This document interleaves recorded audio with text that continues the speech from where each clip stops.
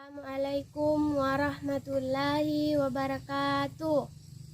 Alhamdulillahilladzi khalaqal azwaja kullaha wassalatu wassalamu ala khatamil anbiya'i wal mursalin Sayyidina Muhammadin wa ala alihi wa ashabihi ajma'in, amma ba'd. Puji syukur kehadirat Allah subhanahu wa ta'ala untuk setiap nikmat yang Allah anugerahkan kepada kita, untuk setiap rezeki tak terbatas yang mudah-mudahan selalu mendengarkan berkah pada kita. Salawat serta salam pada junjungan kita Rasulullah Sallallahu Alaihi Wasallam. Beliau adalah manusia yang sempurna, dan sehingga beliau menjadi sosok manusia yang paling pantas dijadikan contoh dan sekaligus idola. Semoga kita semua dikumpulkan bersama beliau di dalam surga, insya Allah. Hadirin hadirat yang sama berbahagia, di setiap waktu dan setiap tempat kita sering mendengarkan kata-kata ikhlas.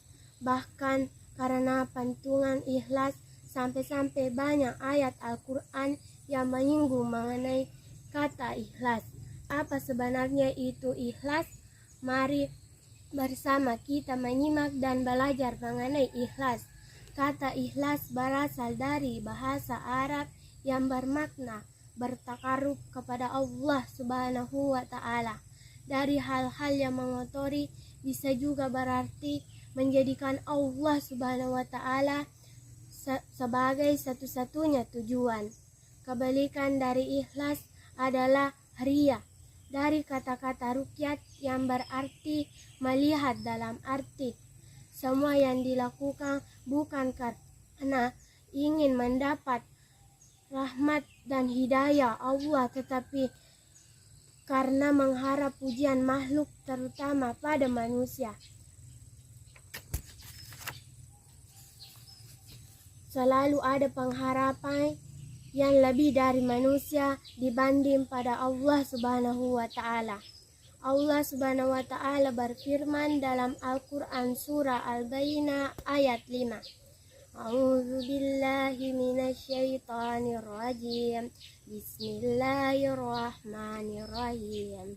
Wa ma umiru illa liya'budullaha mukhlisina lahud-dina hunafa wa yuqimunas salata wa yu'tuz zakata wa zalika dinul qayyimah. Artinya, padahal mereka tidak disuruh kecuali supaya menyembah Allah dengan memurnikan ketaatan, ikhlas dengan lurus, dan supaya mereka mendirikan salat dan menunaikan zakat.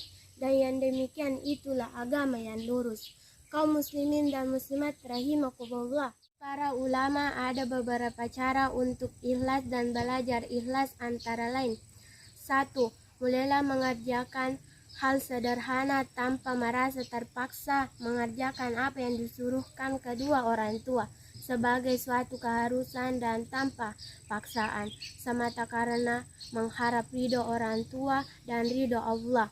2. Mulailah belajar beribadah secara istiqomah dan menganggap hal itu bukan sebagai beban, tetapi sebagai kebutuhan dan kewajiban, dan paling utama dilakukan karena mengharap ridho Allah, mengharap hanya kepada Allah tanpa terganggu urusan dunia. Salat karena Allah, bukan karena mengharap pujian dari makhluk.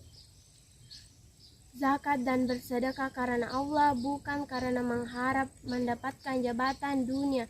Jadi semua yang dilakukan harus mulai dimunculkan niat karena Allah. 3.